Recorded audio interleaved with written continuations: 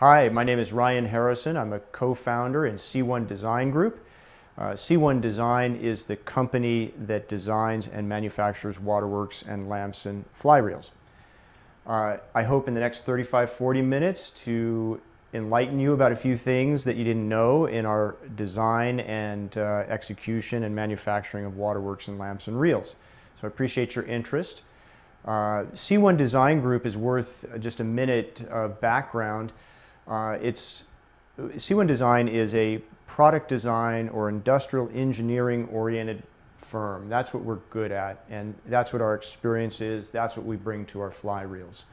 Product design is its own discipline, and you just don't see many companies like ourselves. In fact, I don't know of any other company that is a product design or industrial engineering oriented company participating in the design and manufacturing of certainly fly reels or any fly fishing products that I'm aware of.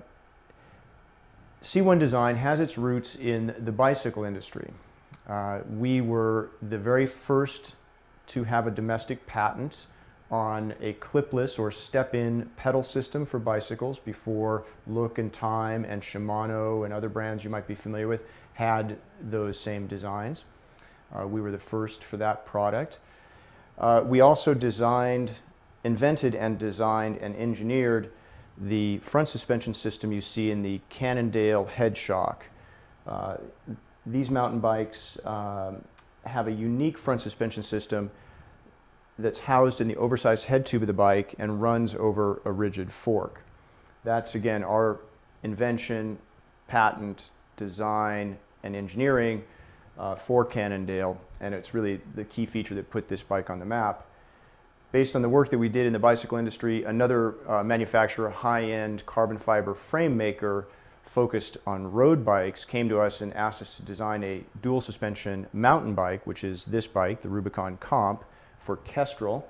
The rear suspension technology is our intellectual property licensed to Kestrel, and the entire design of the frame that surrounds that suspension system is also our work.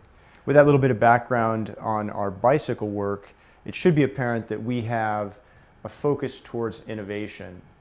We start our designs with a clean sheet of paper and we ask the question, how can we do things better? When we looked at fly reels, and this goes back to 1995-96 when we first got into the fly reel category, we saw reels that oftentimes were made very well, but in our opinion weren't designed all that well.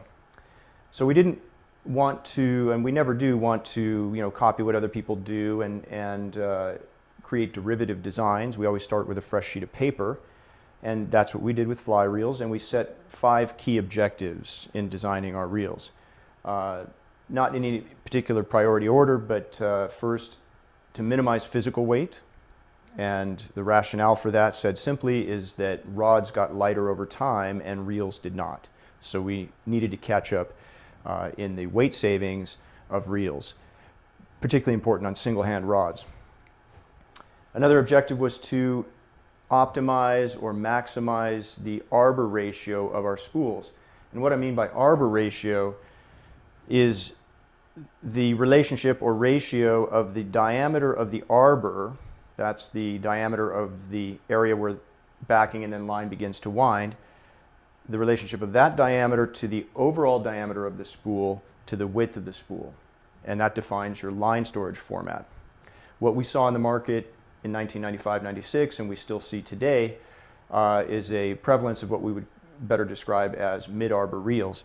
And by designing a mid-arbor reel, you're just minimizing or certainly not maximizing the benefits of a large arbor reel. We'll come back and talk about that in more detail.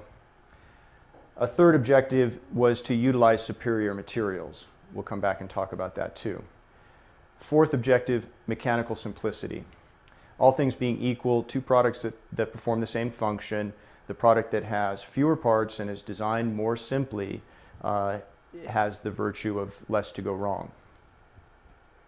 And the fifth objective was to develop a superior drag system, the heart of any reel.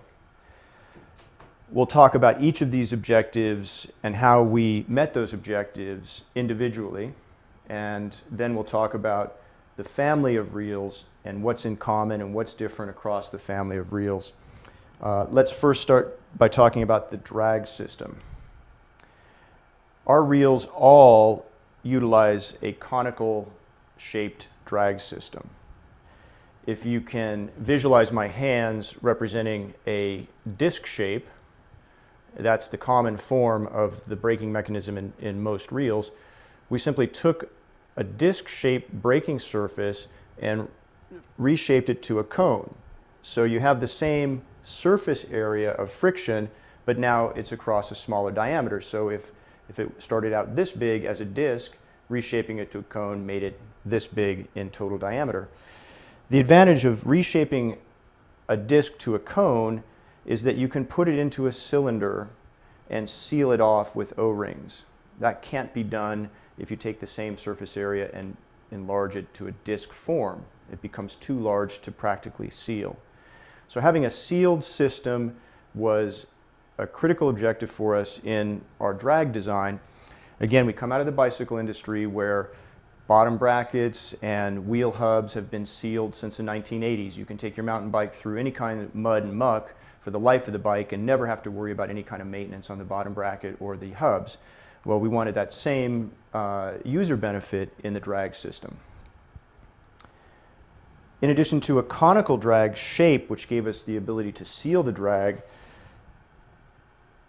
we developed a proprietary material that we're using in our drag system. Now, this is different than virtually every other reel drag that I'm familiar with. We see off-the-shelf materials being used in other reels, but whether that's cork or Rulon or Delrin. Well, those materials weren't designed specifically for the demands of a braking system in a fly reel, and they have certain liabilities. We developed a unique formulation, which is an alloy of Delrin and Teflon, which we use in the male cone. The Teflon acts as the lubrication and the part runs dry. The male cone mates inside the cylinder with a precisely mated female shape. Both parts are machined on CNC machines. And again, the Teflon in this part, the alloy, acts as the lubrication between the parts. The parts run dry. The benefit of this material is it has no liabilities in the use of a braking mechanism in a fly reel. It doesn't have any memory, so you can store our reels with the drag set tight, come back a year later, and everything's going to be fine. There's no memory in the material. Most importantly, though, there's no stick slip, sometimes referred to less accurately as startup inertia. The added energy required to get the part moving from a standstill versus the energy required to keep it rotating. There is no stick slip, or again, sometimes called startup inertia, with these materials. There's no thermal issues. A long run on a fish, no problem. The materials have a very, very high threshold for heat. They don't wear out with time. They don't change with temperature. They're going to be the same 100 years from now as they are today. So in all these respects, there's nothing to think about with the drag system in our reel. You don't have to lubricate it.